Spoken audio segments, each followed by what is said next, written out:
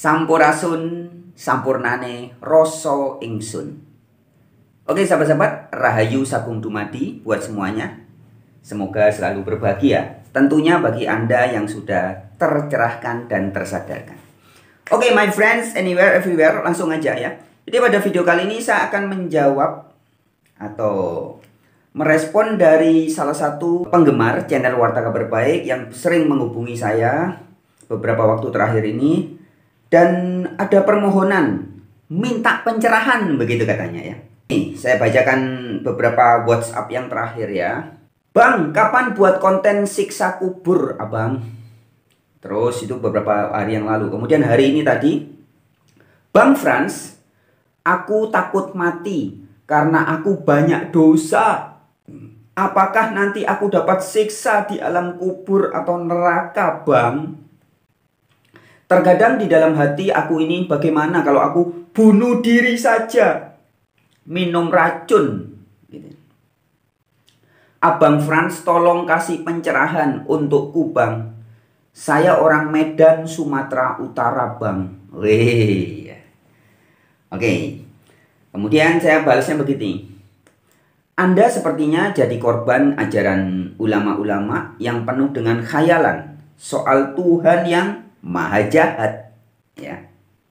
Kemudian dia balas lagi.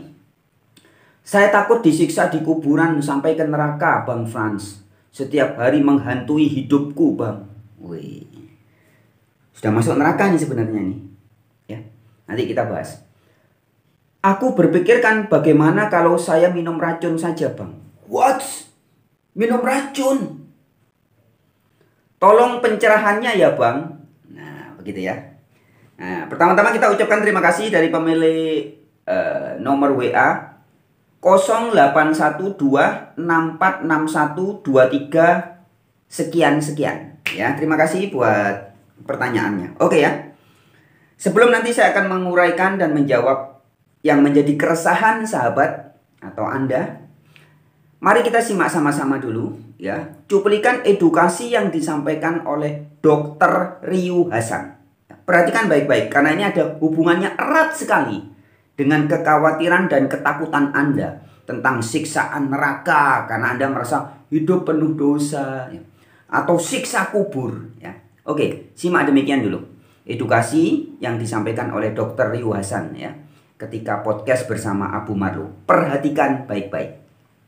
Bagaimana cara menggunakan otak nalar dan akal sehat dalam memahami agama dan spiritualitas supaya tidak terobsesi berlebihan yang bisa berakibat buruk dirinya pada orang lain.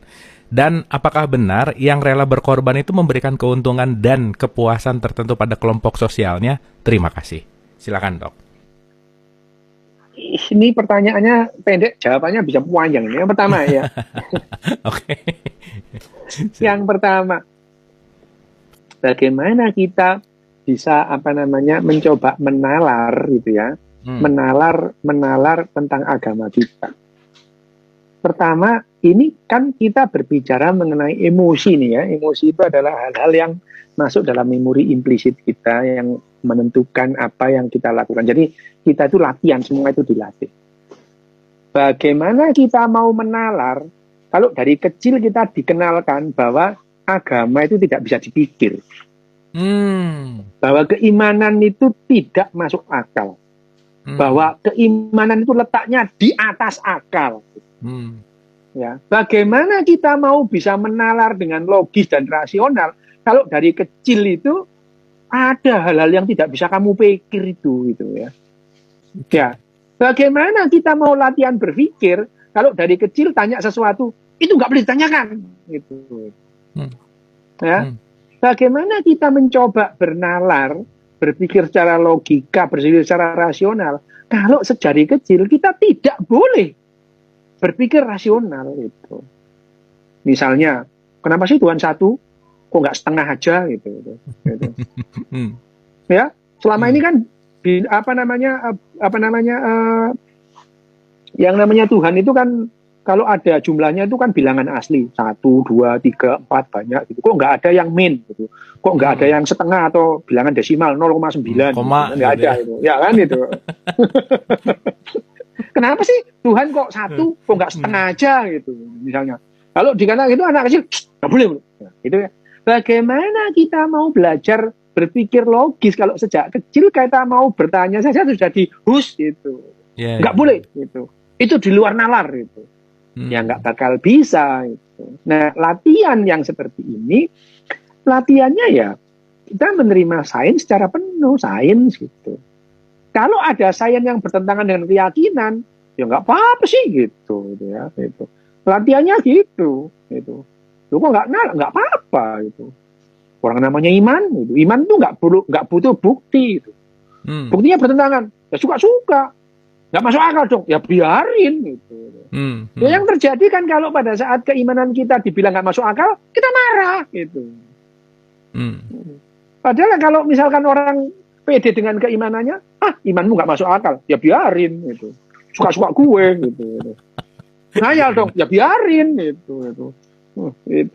Itu pede, beriman yang pede gitu. Gak masuk akal dong, ya biarin gitu. Ngayal, gak apa-apa gitu. Semua juga ngayal gitu. Ya misalkan, kok ngayal? Ya sama itu. Orang itu datang ke film, ke bioskop nonton Avenger, tahu itu ngayal, dinikmati juga gitu. Gak apa-apa gitu. Itu yang pede aja gitu. Orang sekarang itu ada berapa macam keimanan, Mas? Ada ribuan keimanan. Ada bertentangan satu sama yang lain. Kan nggak mungkin semuanya benar. Yang mungkin semuanya salah. Gitu. Ada kemungkinan semuanya salah. Gitu. Nggak mungkin semuanya benar.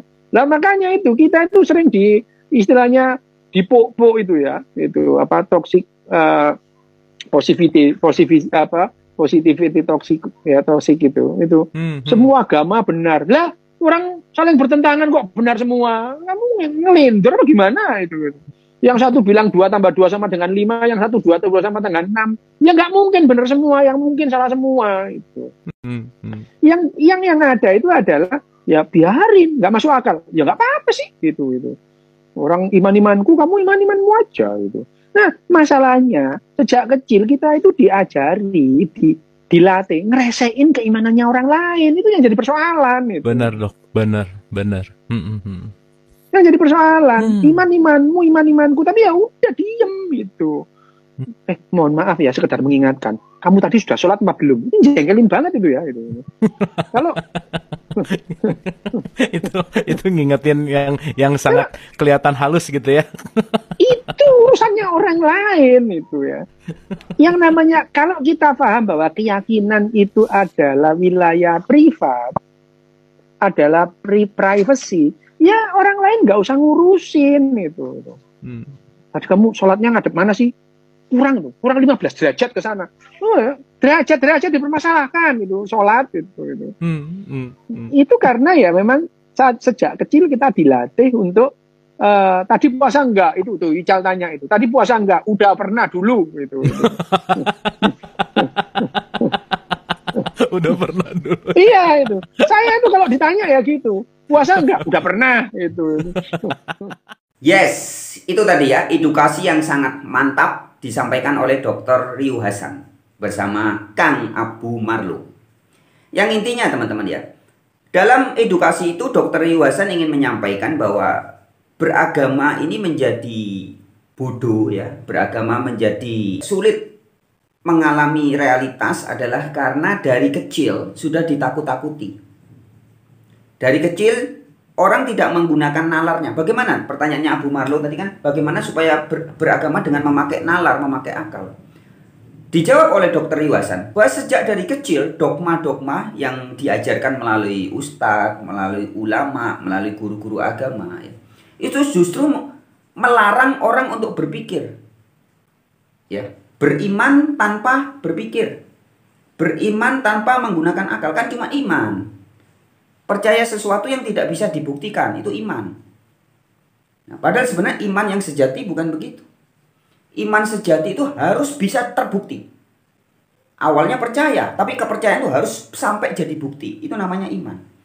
Jadi kalau ada sesuatu disebut sebagai iman, tapi tidak pernah bisa dibuktikan, apalagi nanti dibuktikan kalau kamu sudah tidak jadi manusia, sudah jadi mayat, sudah mati, Itu jelas iman-iman palsu. Ya, itu tambahan dari saya. Nah, kemudian saya akan kembali kepada pertanyaan dari saudara kita atau sahabat kita yang ada di Sumatera Utara yang merasa takut karena cerita siksa kubur. Ini jelas adalah korban. Saudara kita ini adalah victim atau korban dari hipnotis. Yang sejak anak-anak dihipnotis, ditakut-takuti oleh cerita-cerita tentang adanya Tuhan yang katanya akan menyiksa dalam siksaan kekal yang disebut neraka jahanam. Tuhan maha baik, maha cinta, tapi dia akan menyiksa kamu kalau kamu tidak taat. Inilah Tuhan sakit jiwa, Tuhan sampah dari ego manusia yang belum kenal Tuhan yang asli. Itu poinnya.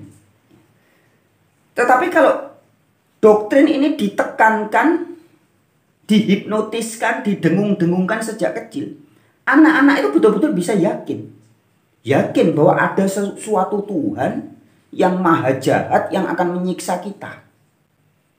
Tapi tidak disebutnya maha jahat, karena maha cinta, maha kasih. Tetapi akan menyediakan tempat siksaan kekal di neraka jahanam atau juga di kubur. Nah, ini penting teman-teman. Ya, langsung aja. Sebenarnya sering banget sudah saya sampaikan, tapi mungkin Mas Bro ini kurang memperhatikan ya. Neraka dan juga surga yang dimaksud di Al-Quran itu bukan kondisi manusia setelah tidak jadi manusia, setelah mati, bukan. Anda buka di dalam surat Hud, surat ke-11 Al-Quran ya, baca ayat 106, 107, 108. Neraka dan juga surga itu dialami saat kita jadi manusia, menarik dan menghembuskan nafas. Paham ya? Jadi kita bisa masuk neraka, memang bisa. Dan Anda sekarang, pemilih pertanyaan tadi, Anda sedang hidup dalam neraka. Neraka itu segala rasa nggak enak, rasa khawatir, rasa takut. Itulah neraka. Bukan tempat geografis, tapi kesadaran psikologis. Nah, surga sebaliknya. Ketika Anda merasa hidupnya tenang, damai, sukacita, asik, nikmat, tidak takut apa-apa. Itulah Anda sedang masuk dalam kondisi surga. Itu yang pertama ya. Jadi surga neraka bukan tempat geografis. Kemudian tentang siksa kubur. Anda ini benar-benar sudah tertipu oleh doktrin dari ustadz-ustadz yang mengatakan bahwa orang sudah jadi mayat dikubur, kuburannya itu dalam tanah, kemudian disiksa di dalam tanah. Ini ajaran sesat, sesat-sat-sat-sat-satnya. Ya. Padahal yang dimaksud dalam siksa kubur ya, itu adalah bahasa metafora, bahasa perumpamaan. Yang kubur itu apa? Kesadaran Anda. Kesadaran Anda masih belum bangkit, belum hidup, masih terkubur di dalam diri Anda. Jiwa Anda belum sadar. Nah, itu yang disebut siksa kubur. Orang yang hari ini bangun pagi pikirannya uang, siang-siang mikirnya uang, hidup ini harus uang atau jabatan, pangkat ya. Masih banyak keinginan-keinginan yang menyiksa dia. Itulah orang yang tersiksa di kuburan. Paham ya? Jadi kuburan yang dimaksud ini adalah di dalam batin, mental, pikiran Anda. Anda masih terkubur, terkungkung oleh siksaan-siksaan ajaran-ajaran dunia yang memberi banyak syarat orang bahagia, harus punya ini, punya itu, punya. Itu semua orang tersiksa dalam kuburan. Hari ini banyak orang jalan, wujudnya orang ya, jalan ya, bisnis, kerja. Tapi sebenarnya mereka hidup dalam siksa kubur. Sampai mereka berkesadaran. Nah, setelah sadar mereka bangkit. Mereka disebut hari kebangkitan. Kiamah, hari kebangkitan. Jadi kira-kira seperti itu ya. Mudah-mudahan bisa dipahami. Kalau sampai penjelasan ini belum dipahami, nanti kita akan lanjut di video berikutnya. Ya, jadi intinya adalah ketakutan Anda adalah dihantui oleh pikiran Anda sendiri. Sampai kepingin bunuh diri. Itu Anda sudah hidup di neraka sekarang. Tidak ada siksa kubur nanti. Sekarang ini Anda sedang tersiksa. Neraka Anda ya sekarang, kuburan Anda sekarang. Nah, caranya harus bangkit. Lepaskan, buang semua dogma-dogma itu.